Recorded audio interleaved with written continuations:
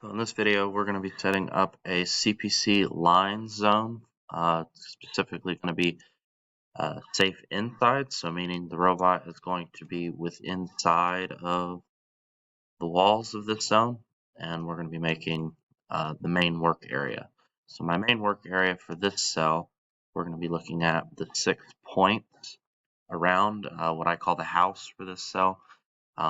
So we have point 1, 2, 3, 4, 5, and 6. So there's going to be 6 total walls that we have to set up. So in RoboGuide, we'll go ahead and open up DCS XYZ. And I'm going to use CPC1 for this. So that's usually reserved for our main work area. Go ahead and call it that. And make sure it's visible so that we can see it. And then we're going to add our user model. In this case, I'm going to use my make torch that I have previously set up. So it should guard around that make torch there. And then I'm going to set my stop type to power off stop. So I want the robot to be protected from those barriers. So if it comes in contact with it, it's immediately going to stop the robot. Next, I'm going to set my mode, and this is going to be set to lines in. So now I'm going to have the ability to set up lines down here for my P1 through P8. So where we get these numbers from is by setting the point. So earlier I said that I have 6 points that I'm going to be creating. So we need to make sure that we tell it that we're going to be using only 6. So my 7 and 8 are going to go away, so the robot knows to ignore them. If you leave those points in there, you will see that your points are going to revert back to the robot. So you have to define every point that you set up. So we'll get started, and I'm going to edit a location on screen. And that triad's going to be brought into the robot. And I'm just going to go ahead and plot these points around my cell, wherever I want those.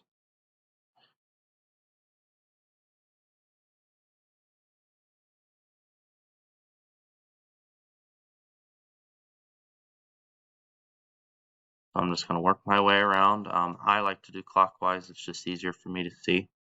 I'm going to use triad locations. It'll pull in for P1. I'm going to go to select next triad. And I'm going to plot my next point.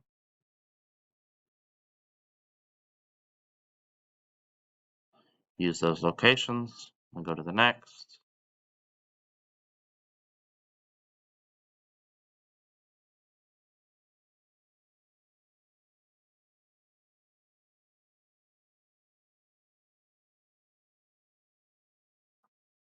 RoboGuide's having a little bit of issues here. Not sure what's going on. So, okay. So we'll select my triads. Okay.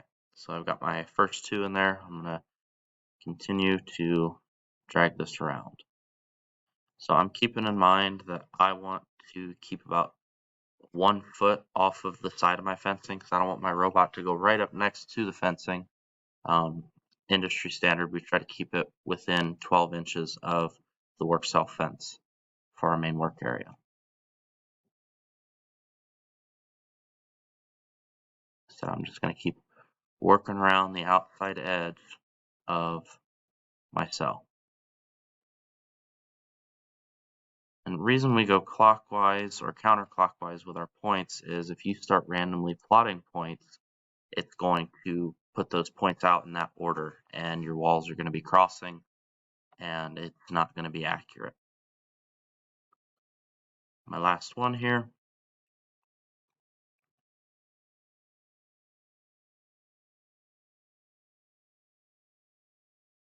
And you'll end up with something that looks like this, and all we have to do now is give it our Z min and max height.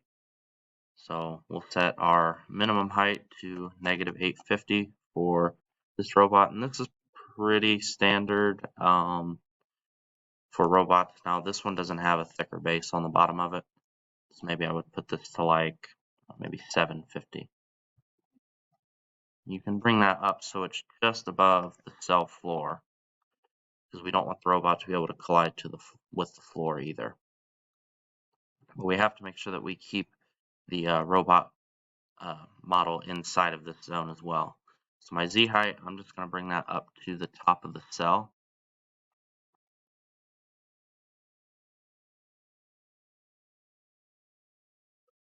So it's just at the height or maybe just a little bit below.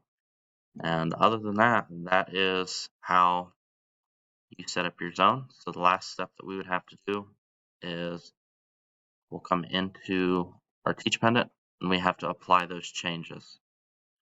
So this is the screen that we were setting up in RoboGuide. That's what it looks like on the pendant. So we have our P1 through P6 that gets plotted here. Now out at the robot, if you don't have RoboGuide, you're going to have to use a tape measure, and you're going to have to measure from the robot 0 position, and you'll measure out to each one of these points. So at your workstation, you take that tape measure and measure it out. In RoboGuide, it's nice because they have these boxes, and each one of these boxes is 1,000 millimeters by 1,000 millimeters. So you can kind of almost just type in your information and it'll move it out there. So you can also come in and view this cell before you apply it to see what it's going to look like. See what that zone's going to look like before you apply. You can also go into our 4D graphics and go to DCS display, and that'll also give you a visual aid before you go and make those changes and have to cycle power. So go back to DCS, we're going to go to the top level menu, and where it says changed, we also need to apply the DCS parameters. We type in our master code of 1111, okay, and then we can cycle power. So RoboGuide, you can cycle power up here, or you can go into function on the pendant, and then cycle power down at 8. Say yes.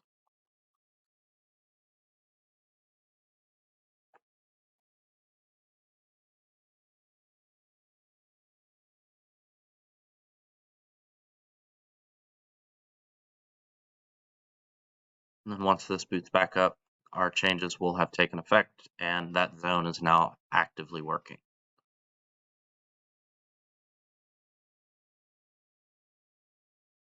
So I always like to go back in and just double check, make sure everything applied right. I don't have any errors or issues. And now that we see that it's safe, we're good to go.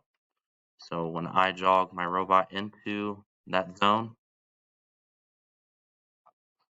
it's going to be checking for my end of arm tool. And once it sees that end of arm tool hit the wall on any of these sides, that robot's going to stop.